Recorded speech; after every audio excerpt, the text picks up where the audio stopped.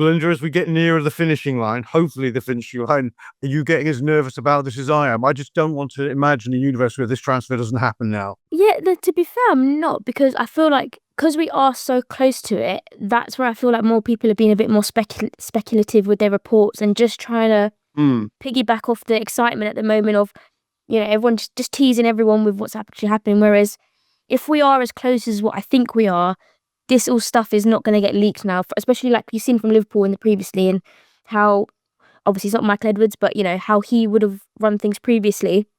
I think it would have been all very tight-lipped at this point. And it's a big deal, right? It's such a huge deal. You have to expect that this can take a little bit of time, a little bit of back and forth. It's not just going to get done straight away. And we only know positive things. We know that the player wants Liverpool. We know that Liverpool want the player. We know that Bayern really want the sell. Bayer Leverkusen, want the sell. So I'm still patient, and I'm still hopeful and optimistic, and not too worried yet. Maybe if we get to towards the end of next week and I'm still not hearing nothing, might be a bit more worried. Yeah, just the old maxim in deals, Robbie, that the time kills them, and I suppose it's so big and now so important that every day is anxiety inducing. Do you see there's any world where somebody comes from left field at us now? I mean, we seem to have knocked Man City and Bayern Munich out of the way, which is no small thing. Does anyone from left field you fear? Real Madrid? Do you think they do this one? The thing is with Madrid, it's I suppose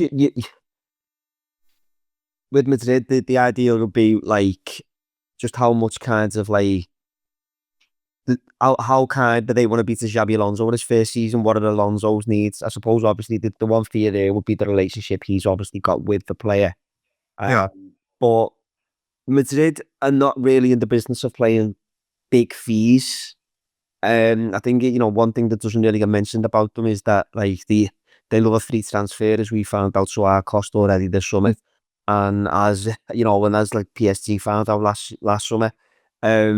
So I think it just depend on like what they're willing to do. I think I would be very surprised if this transfer doesn't happen. I was reading Paul Joyce's article in the Times over a couple of days ago, and like he literally refers to Mo Salah as Wirtz's new teammate.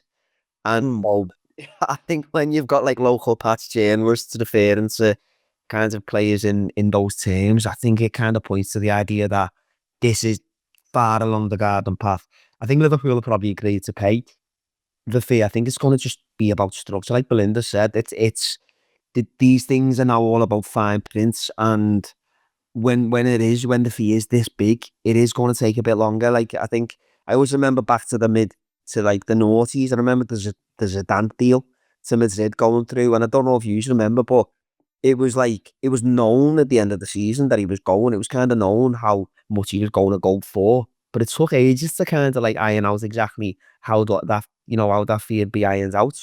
I think because like clubs like Chelsea, because of the way they operate now, I think people just expect things to just happen like that. But we like one of our strengths as a football club is our due diligence, and I just think it's just a case of that right now. Yeah, I think with it, to sort of expand on Robbie's point, Rob, I think like it's worth remembering here. Like for instance, Liverpool are often buying players in the 35 million bracket. 10% of a 35 million transfers 3.5 million. And you can find a way to sort that out. If you want to have a 10-15% shift on your payment terms year on year out, in that, again, that's 3.5 million, 4 million, 5 million. In this instance here, the 10% is 10, 12, 13 million euros. And then if you're moving around on an add-on, well, it might be a small percentage around the add-on, but it's actually quite a significant sum. And we know enough from pouring over our club's accounts before thinking about Bayer Leverkusen's, every penny goes back in. But you can also see in there, therefore, that every penny counts in both directions. So I think that whilst it might be a smallish thing, I think there'll be a little bit of horse trading and that sort of stuff. I think the other thing that's interesting is the noise around the player exchange hasn't gone away. I think that's really complicated. I think there's two reasons why player exchanges have become increasingly unfashionable, and one is PSR. It's easier to do your PSR diddle if you don't do the player exchange, but you're still doing a bit of a player exchange if we're all honest about it.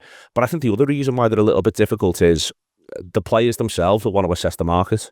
So there's been noises around, say, Harvey Elliott But Elliott might not want to go to Germany, or he might be interested, but he wanted to take a bit of time, and he thought he had until July the 1st to make this decision. And now Liverpool are saying we'd sort of like you to make it, and so on and so forth. And I think that what wouldn't surprise me is if Liverpool end up this just being a cash exchange, but they might actually, what part of the conversation might now currently be is there might be 3 players Leverkusen would like to sign from Liverpool. And what we're actually doing at the moment is also haggling over those fees at the same time as haggling over the fee for Wirtz, off the basis of the fact that Liverpool and Leverkusen can agree, if you can come to an agreement with Elliott, if you can come to an agreement with Quansah, if you can come to an agreement with X, Y, or Z, that's how much it is.